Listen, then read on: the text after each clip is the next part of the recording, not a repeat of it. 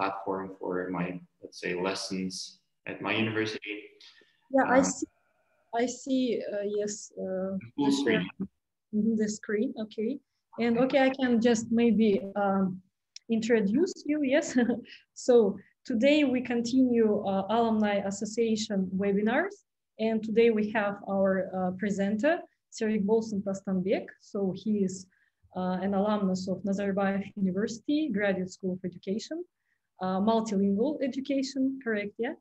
So, and today he will be presenting his topic. So we welcome you, please. Yeah, thank you so much. Could you please see that we have a recording, right? Yes. So okay, that's. Hello guys, it's really nice to see you here. Thank you for joining me once again. Today I'm going to talk on the topic that is presented here, and yeah, be informed that the session will be recorded. So I think that your names will probably not appear in the list. If you feel uncomfortable, you don't need to start your video. Thank you so much once again. Yeah, as I said, the topic is critical analysis of curriculum and assessment from a plurilingual perspective. And you may be wondering what plurilingual perspective is. I'm sure that most of you are familiar what curriculum and assessment are. Yeah. So I'm just going to talk about that little, let's say, part of my topic right now. So, one moment. Okay, so you see this picture with kids, they are all in jumping sacks, and imagine that you are in your English class and let's say you are learning the language, the target language, and you are racing with kids that are not really in jumping sacks, but rather just running with their feet, right? So if you compare yourself with those kids that are running toward the finish line without any obstacles or let's say sacks, of course you would come last, right? You would come after those kids.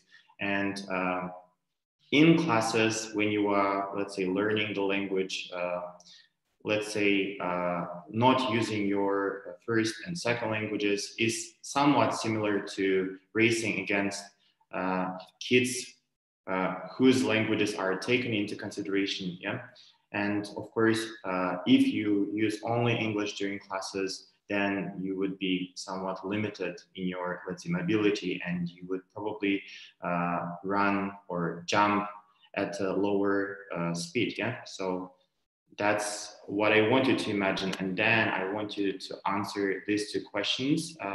So you can answer these questions in the comments, or you can just mentally answer these questions. Yeah. So when learning English, have your instructors explicitly made links to your prior knowledge in Kazakh and or Russian? And another question is, have your instructors explicitly built on your prior rhetorical knowledge and skills developed in Kazakh and Russian to additional support, yeah, or for additional support? So personally, I think in many cases, there can be, of course, instances of use of Kazakh and Russian in classes, but from my personal experience, that happened implicitly, or sometimes we as instructors or as students felt guilty for using those skills and resources. Oh, okay, I'm sorry about that. I guess that you can see my picture as well. Okay, I will move it here. Thank you so much for your comment. Yes, so as I said, yeah, it can happen in classes, but sometimes it doesn't happen. And especially at English medium universities such as Nazarbayev University, we are assumed to be kind of at the same level as native speakers because we took some IELTS tests or maybe TOEFL tests, and they think that we are like really good at English, so we don't really need to use our, let's say, first or second language. So Kazakh and Russian are kind of set aside, and I think that those two languages or even more languages, probably if you come from a different ethnic background, you also speak maybe Tatar, Uzbek, and many other different languages. So those languages aren't really, let's say, used to your advantage that much, right? So that's why I wanted to let's say, research this topic with my colleagues, group mates. And today, during this webinar, I want to talk about a few things that I listed here. First, I want to delve into the course paper and the authors, and then I will also give some information that will be the background of the study, and you will, of course, learn about the research questions, the theoretical framework, and a bit more about the methodology, findings and discussion, conclusion, and at the end there will be some time for us to ask questions and answer those questions. So let's first talk about the author, the course paper itself. It is something that we worked on during the last trimester at Nazarbayev University Graduate School of Education. So it was in 2019, and yeah, so it's been a year and a half since we finished this, let's say, research project, yeah. And we did it for a course called Multilingual Curriculum Development and Assessment. So we wanted to, let's say, work in this team of 4 people, and it included me, my friends and group mates Farida Murzaqulova, Shahrizad Agaydarova, and Zarina Palejanova, who are now working as researchers and university instructors or let's say school teachers. So thank you to them for making this possible, and it wouldn't happen without them, of course. Unfortunately, they couldn't join today, but I will try to represent their, let's say, ideas as best as I can. So you may be wondering what exactly prompted us to research this specific topic. It was because Nazarbayev University, as an EMI university or English Medium Instruction University, and let's say MA Multilingual Education program itself. Okay, one moment. Okay, let's do this. They target smooth implementation of trilingual and language education policy in Kazakhstan. But even though they have such goals in general, I think that it isn't really clear how exactly our multilingualism and student plurilingualism are considered in the curricula, let's say at NUGSE and at EMI universities in Kazakhstan at large. Individual instructors may be using students, let's say, plurilingualism or societal multilingualism, but it isn't at an institutional level and definitely not at national level. So additionally, as English language instructors ourselves, the 4 authors were interested in analyzing how Advanced English for Education Professionals 2 approaches curriculum and assessment, and how this course approaches those 2 things from a plurilingual perspective. Yeah? So I think that we chose this specific course because we liked it so much, and the instructor was one of the best English instructors in my experience, and I thought, okay, this person must be doing something right that we'll like it so much. But what if we look at it from a plurilingual perspective? Is he doing everything right, or is he doing enough? Yeah, that's what also motivated us to look at this course specifically. If you studied at NUJC, you probably know this person, and you probably have the same opinion, yeah? So that is why we asked these 3 questions here. The first one was, what are the strengths of the course in terms of curriculum design and assessment? The second one was, what are the limitations of the course in terms of curriculum design and assessment? And lastly, how were the students' plurilingual identities harnessed in the course? So I will try to answer these questions by the end of this presentation. So first of all, let's look at the theoretical framework. I won't be saying too much about the literature that we used to prepare for this study, but I think that this framework is the most useful one, and it will give you a good idea of how exactly we analyze this, let's say, topic. Yeah? So we used Nation and McAllister's work from 2009, which focuses on curriculum design, and in their work, these 2 authors say that there are multiple elements that should be considered together, and they should be intertwined and streamlined so that everything flows smoothly. And as you see, there are there are several circles, and in the inner circle, we see that there is a goals, let's say, circle inside. Yeah. So it means that while preparing any kind of curriculum, you should set clear goals that are aligned with the program goals or the university's, let's say, strategy. Yeah.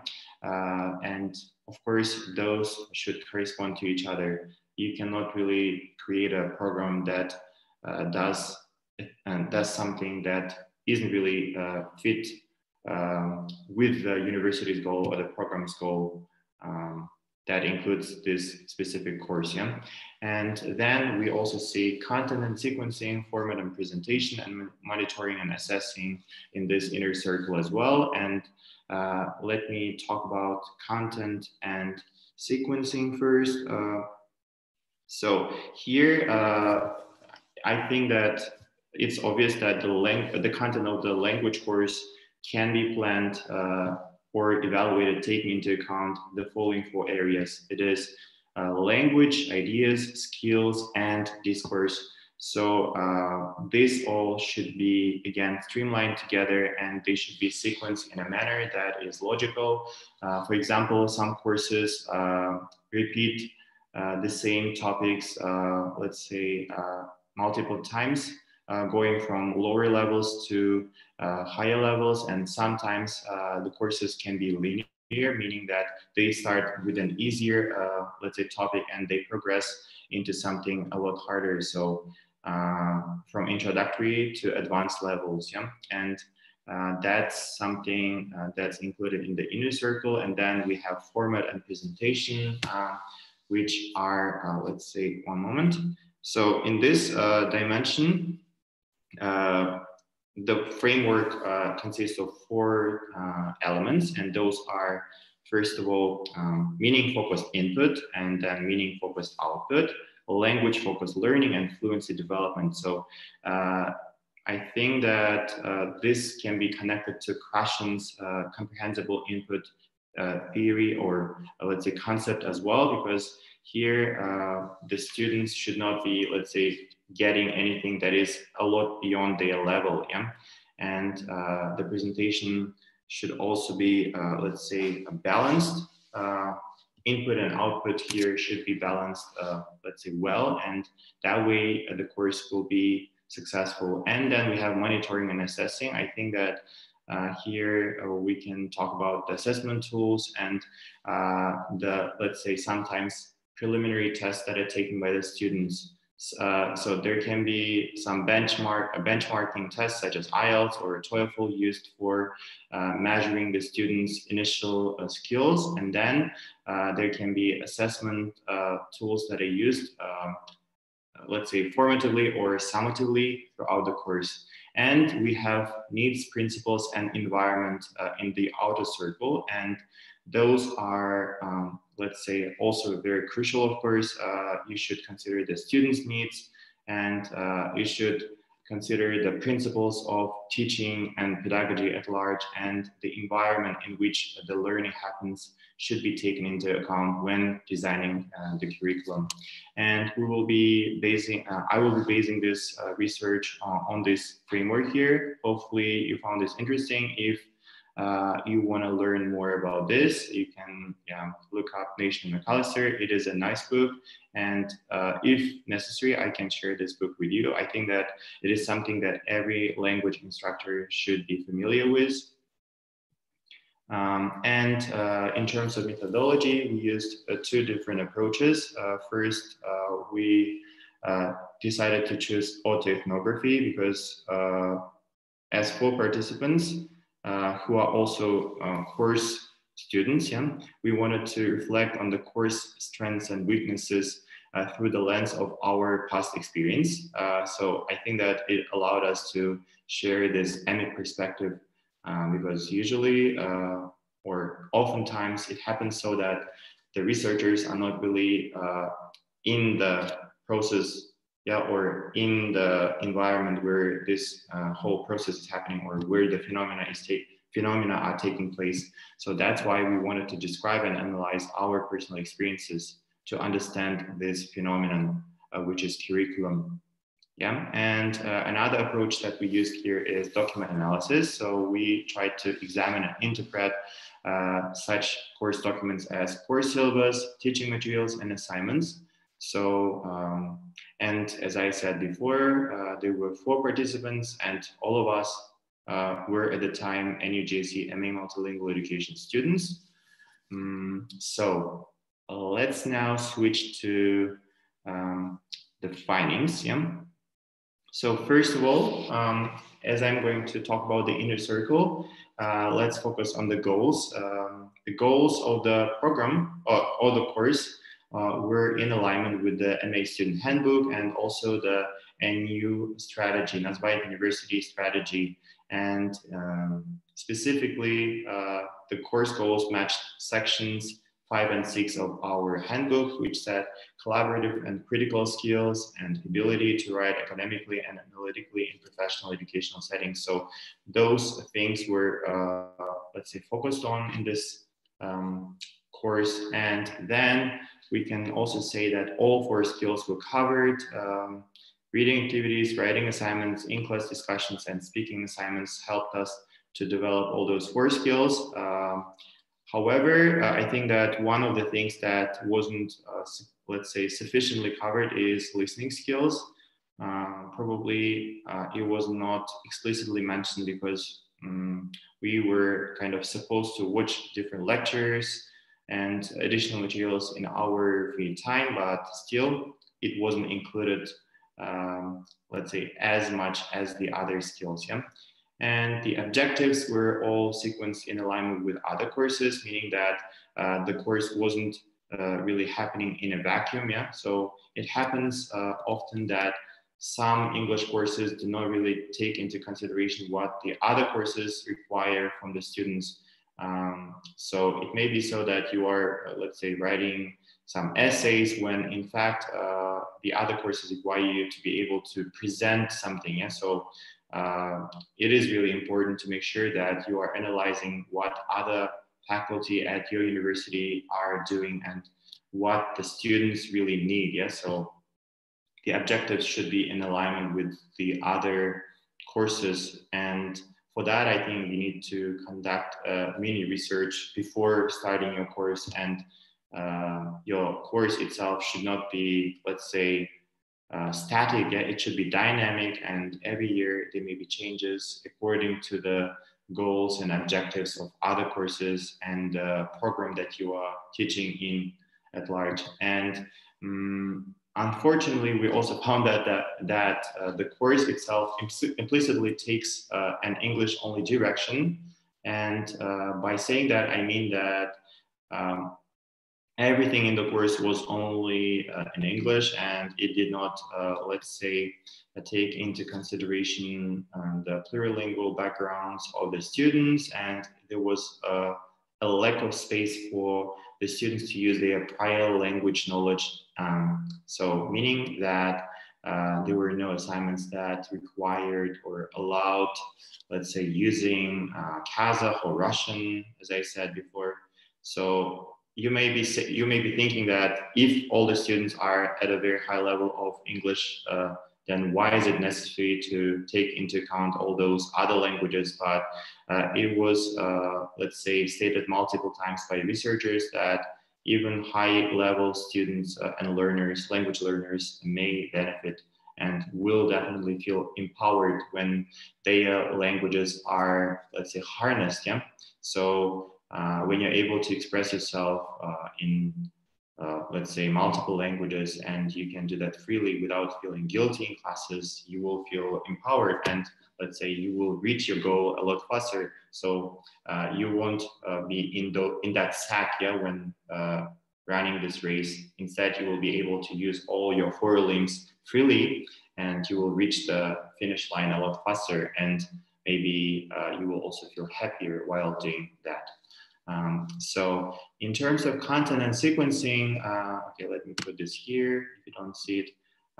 The course content corresponds to the aim of the course, all the activities and tasks for academic vocabulary expansion, development of academic language, discussion, presentation, and peer reviewing skills matched each other, and they all corresponded to the initial goals of the course. Yeah? So nothing was happening randomly. Everything that we did throughout the course helped us reach specific goals that were set by the course creators initially. And the course took a linear development, meaning that the materials related to the content of the previous courses. So since the course title is Advanced English for Education Professionals 2, it means that there were courses that preceded this one, and there was a course that was called 1, and there was a course that focused on academic English at large. Yeah? So everything that was covered by those courses was taken into account in this course curriculum as well. And the course itself also sets a goal of supporting students learning in the other courses as well. And it also says that it intends to support the work that you do or that students do in other core courses. And it also helps to develop skills and competencies, let's say, so skills and competencies developed in this course can also help or can be applied to other courses as well. So that was one of the things that caught our attention. And I think that it is something that should be done by all courses. Yeah, nothing should happen in a vacuum. And if we talk about the negative aspects of the content and sequencing, it is that the course content failed to consider the learner needs. For example, at the beginning of the course, there was an essay where we addressed our academic skills, and a lot of the students, or at least all 4 participants that, let's say, participated in this study, highlighted that they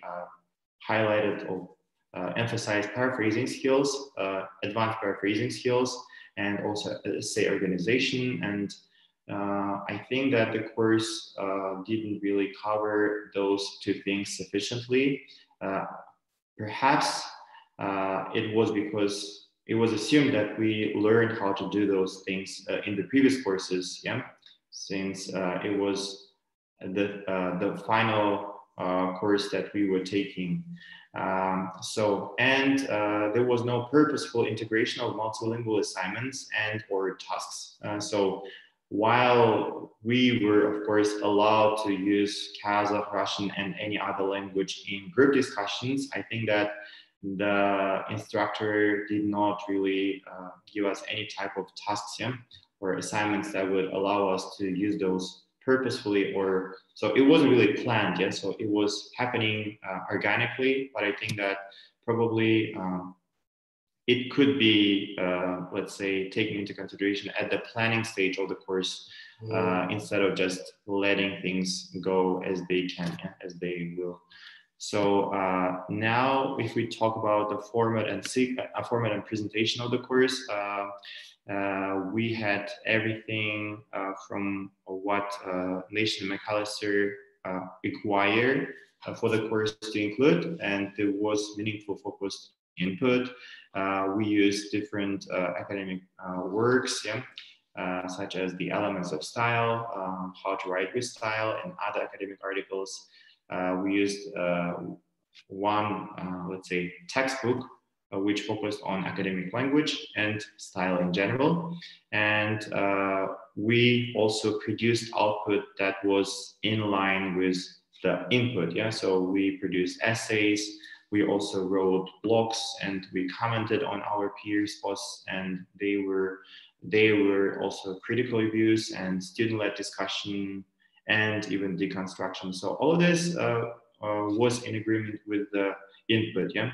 So I think that is really crucial.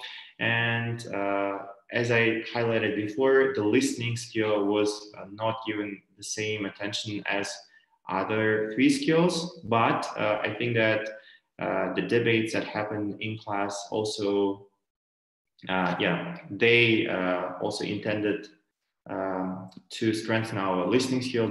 Because we had to take notes of what others were saying, and we had to use what we heard to rebuttal what our, let's say, opponents were saying. And they were, let's say, student-led discussions and visual presentations where we also had to use our listening skills, but this skill was not, let's say, included in the assignment goals or objectives. So we could possibly say that it was implicitly included in there. And last but not least, I think that it is really important that learning happens interactively. Yeah, so it was really used or intended for in this course as well. And yeah, so we weren't really limited in terms of group discussions during this course. So we were able to use our full linguistic repertoire. So we could use Kazakh, Russian, and English for speaking within groups. So the instructor never came to us and told us, okay, guys, speak only English. Don't speak Russian, don't speak Kazakh. So that never happened, at least throughout this course. Yeah? But I think that another downside is that it wasn't really encouraged either. So we could possibly say that the instructor took a neutral position regarding our, let's say, plurilingual approaches, because yeah, it was neither encouraged nor discouraged. And the last, let's say, element in the inner circle of our framework is monitoring and assessment. So as I said before, it is a requirement for all the students to have a score of IELTS above 6.5 or above. And that's why there was no diagnostic assessment in this specific course. And for assessment, the instructor used a variety of assignments for short-term achievement and achievement assessment in general. Yeah? And the weighting of assignments was balanced as well. So if you look at this table, you will see that we had, okay, let's put it here. We had different elements that were taken into consideration when, let's say, calculating the course grade. It included attendance, homework, and quizzes. Then we had blog writing as a requirement, and then we had 2 formal writing assignments, and then we had 3 speaking assignments. And overall, the weighting was balanced. Yeah? Assignment. Okay, I think that I can see some typos. I'm sorry about this. So assignment description and descriptions and assessment rubrics were also provided in advance, and they were first of all uploaded onto Moodle, and then they were also discussed during classes. So it is really crucial that the students have a clear idea of what they expected. And I think that probably what could be done even better, or what could be done to improve the students' learning, is providing very good examples, because now I realize as an instructor at the university myself, students benefit a lot when they have a clear vision of what they can produce. Yeah? Perhaps, yeah, it is a bit too much, you may say, but honestly, especially for students that are, let's say, speaking English, or that speak English as a foreign language, it is crucial to have very good sample words. So another thing is that there was no purposeful use of student language background, as I said before. So it means that there was no accommodation in assessment. And what I mean by that is, let's say, so the fact that we are EFLs, yeah, or English as a foreign language learners wasn't really considered that much in the assignments, but probably it was kind of assumed, yeah, and the instructor did not see it necessary to highlight it in the assignments. But the good thing is that we were free to use all our languages during in-class discussions. So, but I think that that is really the minimum, yeah. So we can go beyond that level and maybe use our language backgrounds to a higher level. So now let's conclude this presentation. So I think that in general we can say that the course goals were all aligned with MA program requirements, and the content and sequencing were all planned in accordance with the course goals, meaning that nothing was happening, let's say, randomly. Everything was aligned, and I think that, yeah, the course kind of went through different stakeholders, and it was all approved. And as I mentioned, the plurilingual student needs were not fully considered, although, as I said, we were not limited while, let's say, conducting group discussions, the other types of in-class activities and assignments did not really consider our plurilingual backgrounds. Yeah? And in terms of format and presentation, everything related and input, output, language focus, and fluency development learning happened there. And overall, the course effectively coped with various assessment and monitoring types, but again, it failed to consider our plurilingual and pluricultural student identities overtly.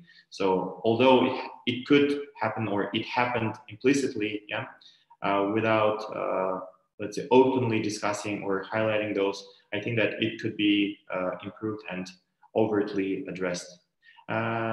If we talk about the limitations, I think that those are methodological, and since we had only 4 participants, I think that it's hard to generalize our opinions and say that it is the opinions of all the cohort members and all the previous, let's say, MA program alumni. Yeah? And since it is an ethnographic study, it was based on our personal thoughts and perspectives. And while we tried to stay objective, I think that there is no way we can avoid being biased to some extent. Yeah, but yeah, we did our best.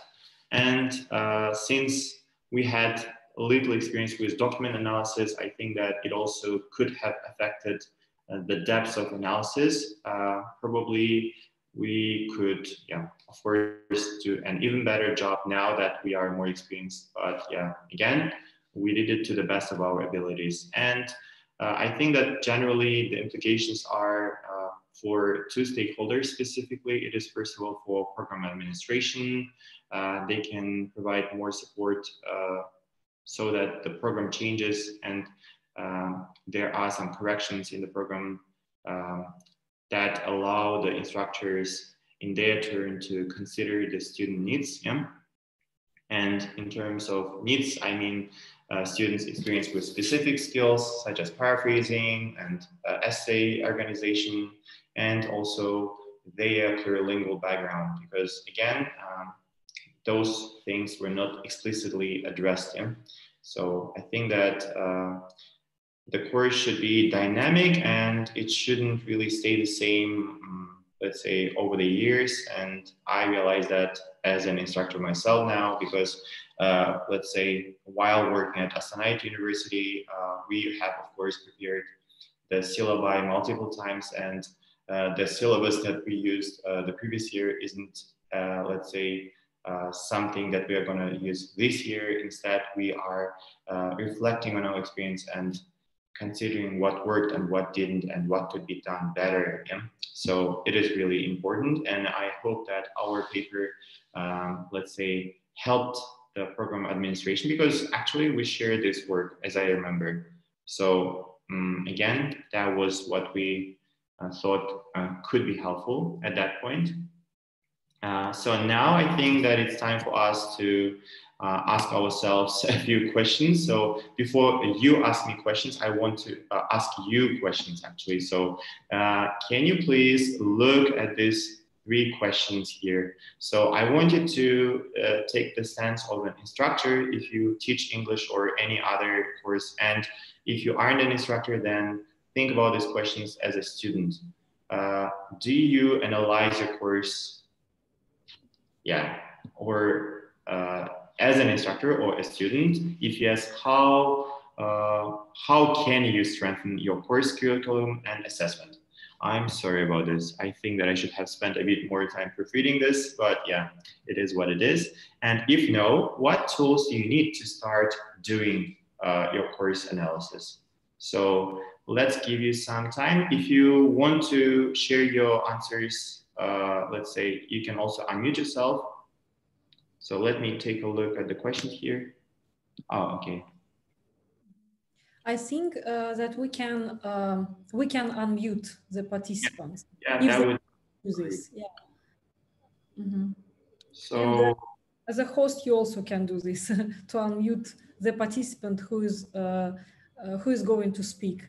okay, thank you. So I guess then you can raise your hand and I will allow you to talk, right? So that's what I can possibly do. Yeah, that's Okay, MRW. Okay, so hello, please Oh, briefly. okay. Yes. Hi. Hi. Can you hear me? Hello. As Serikbolsyn, you're very well aware that we do things kind of informally in our class. I don't really have the time to really analyze things properly, but we do that. I think in our subsequent meetings, we have a group meeting and we go over sort of what worked from last semester, what didn't work, and then when we write a new syllabus, we try to make those changes you're talking about.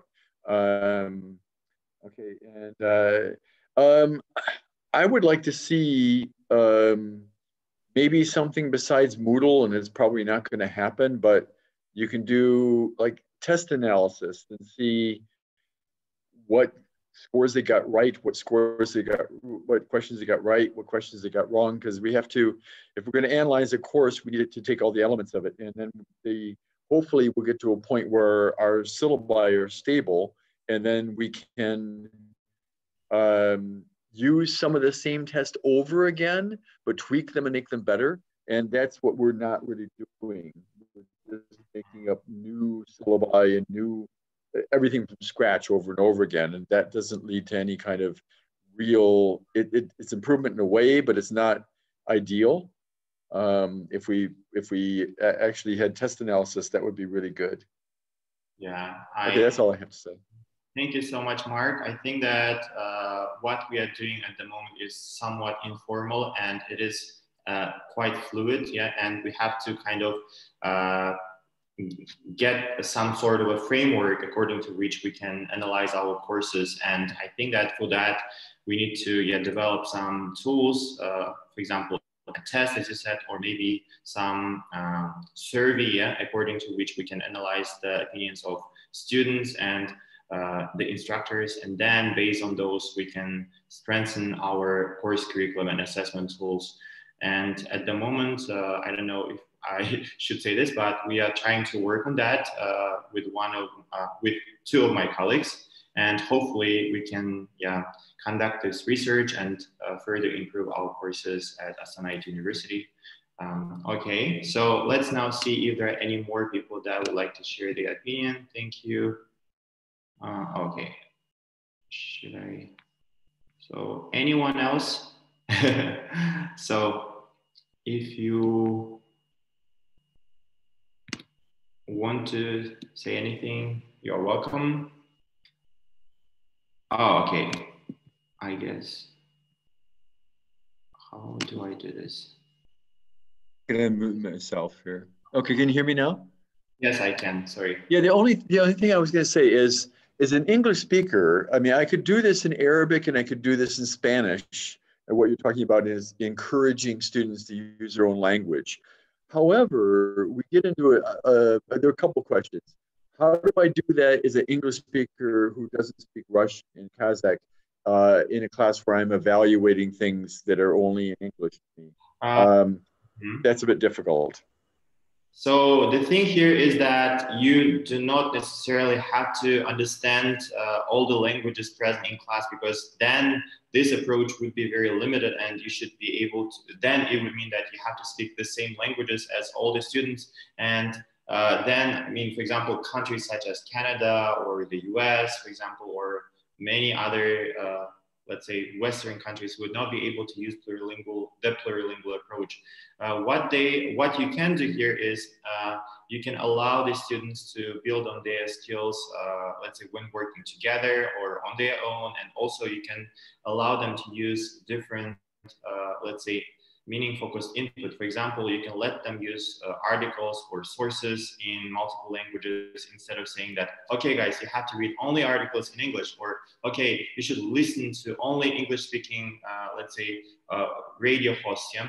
Or instead of saying, okay, guys, watch only videos in English on YouTube, you can say, okay, you can go ahead and find some bloggers or people that are discussing this issue in Kazakh, Russian, English, or maybe in a mix of languages. And you can also say that they can go ahead and find some articles that discuss a specific issue in Kazakhstan, and then they can maybe get a better idea. Yeah? First of all, they won't struggle with understanding the issue. Second of all, it will be more contextual. Yeah, so they won't be reading about something that is so detached from their context from Kazakhstan. Instead, they will be okay.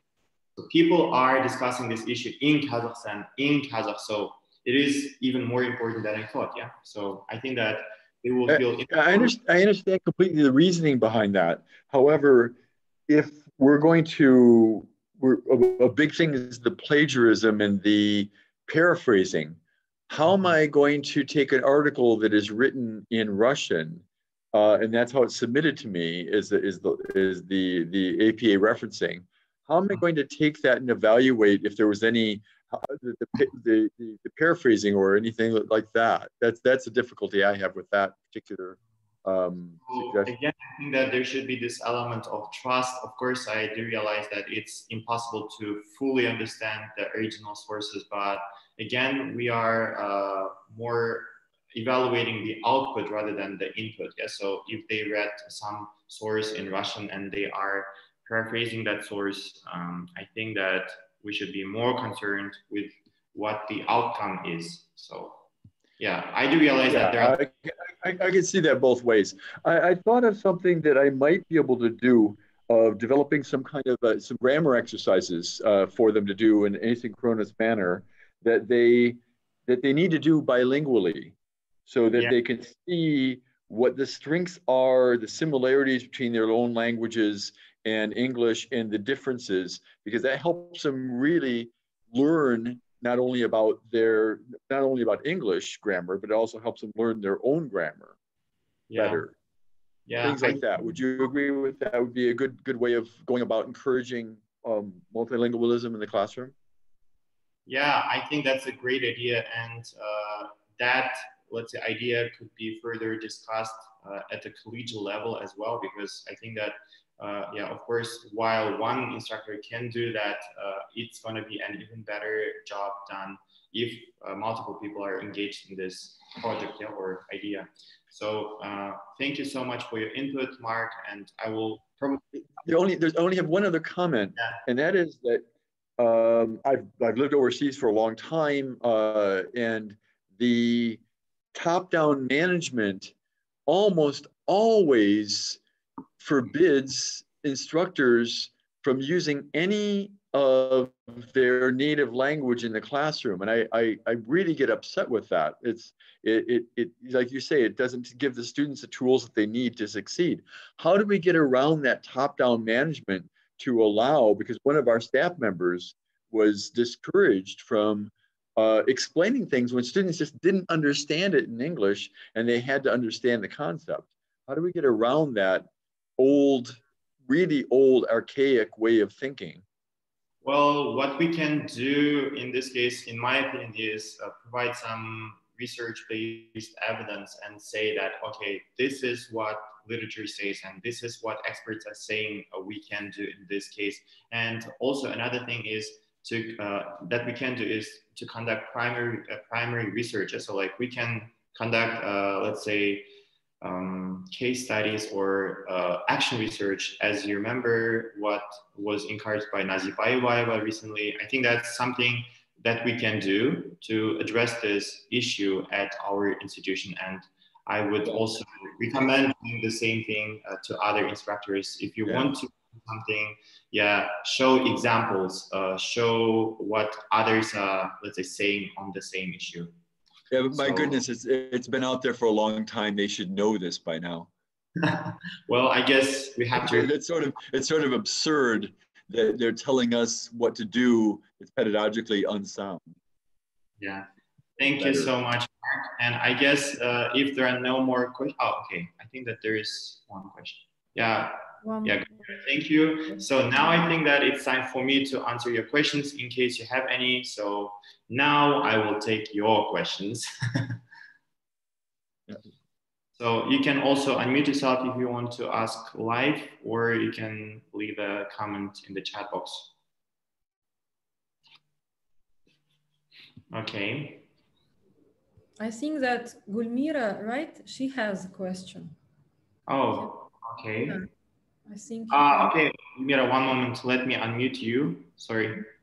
Yeah, now I think that you are allowed to speak here. Okay, can you hear me well? Oh, yes, Mira. Hello, everybody. Yes. Once again, Koprachmet, thank you so much, Serikbolsyn, for this useful information and for kind reminders, about the importance of plurilingualism and this awareness in general.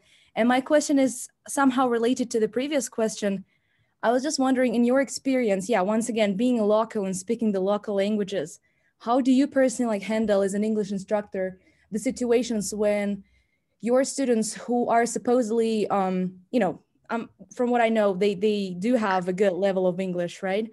And so how do you handle the situations when you would need to use Kazakh or Russian to explain certain things? Do you go ahead and do that? Because I'm not sure if you mentioned that, so I was just wondering about your personal experience. Personally, to be honest, I think that I also, of course, have a lot to learn and improve in my teaching. And due to the restrictions from my university and the previous comments that we received from some students, I honestly try to limit my personal use of Kazakh and Russian, but I, of course, let my students use their languages explicitly. I say to them, yes, you guys are allowed to use Kazakh and Russian, but if possible, try to use English for output. Yeah, so that's what I do. But of course, there are times when I try to draw some parallels and when I use a few words in Kazakh or Russian, but that happens rarely because, first of all, my students usually do understand English really well. I think that there is no issue with input here, and rather they have issues with output, meaning that they sometimes struggle to say what they have in mind. Yes, so that's why here plurilingualism is used purposefully, and I'm basing my strategies on their needs and skills. Yeah, so the same applies to you maybe, or to any other instructor. So if your students are able to understand English, I don't think that there is like any need to use Kazakh that much. Yeah? But if there is an instance where it is absolutely necessary to refer to Kazakh or Russian to clarify something, of course you should do that, absolutely. But again, I think that there shouldn't be this grammar translation method or similar to that, yeah, where the instructor holds the whole lesson in Russian or Kazakh and sometimes says a few things in English. So that's what we are not trying to do by empowering or supporting plurilingualism. So exactly. Yeah. Exactly. Thank you. Thank you. Yeah, this is what I liked in your presentation, how you reminded me and all of us, of the importance, of connecting the languages in terms of, building on their prior knowledge, right? Building on the existing knowledge, and therefore, making learning more meaningful, not just, mechanical or, just this idea, something that I constantly think about when teaching, and thinking whether I should or should not, allow students to go ahead and, use. Yeah. I think that you are definitely right, and nothing is really a one size fits all, and everything should be considered in your context. Yeah. So if you feel that you should use Kazakh or Russian based on your judgment, of course you should do that. But again, if you feel like the students can get by without you speaking Kazakh and Russian, then why would you need to use those two languages? But again, learning, I mean, it should all happen strategically, yeah, not just randomly. That's what I want to say as my final message. So plurilingualism does not mean randomly using the linguistic repertoire of the students. It is something that you should do purposefully, strategically, in order to enhance their learning, especially in foreign language classrooms, when they are trying to achieve a high level of proficiency in English. Thank you so much. So I think that maybe, yeah, thank you. So if you guys don't have any more questions, I think that we should wrap it up now. I think that I also kind of reflected on my practice, and maybe I will also change a few things in my teaching thanks to this discussion and presentation. So I think that this will be recorded and shared on the YouTube channel of NUGSC later this week, I guess. So yeah. Thank you everybody, and I think that I should stop sharing my screen now. Okay. Thank you very much, Serikbolsyn. That was, I think it was really informative, even for students, for educators, linguists, and current teachers. So, and also for me, because I also was a teacher previously, right now I am a research assistant, and so that was also insight for me. Yeah, so we can, probably you can just say, yeah, something. Okay. I mean, we can, yeah. So once again, guys, thank you so much. I think that I just wanted to highlight the importance of analyzing your own curriculum, both as an instructor and as a student. You should always reflect on what is happening, and especially now that we are, let's say, switching to online education, it is even more important, because we can see that some things are working and some things are not, and students are struggling a lot in my experience, and we are struggling as well. So everything should be, let's say, realistic and as effective as possible. We should not be harming ourselves by trying to do more than we can do. Yeah, so we should not really bite more than we can chew. Yeah, and please do consider our students' backgrounds. Do not simply follow the English only, let's say, direction in teaching English. I think that it is unrealistic to expect our students to be at the level of native speakers when we are bilinguals and multilinguals. So we should do to the best of our abilities in order to enhance what we have at our hands. So that is it. Thank you so much, and see you next time. Thank you so much, Ludmila. Yeah, see you.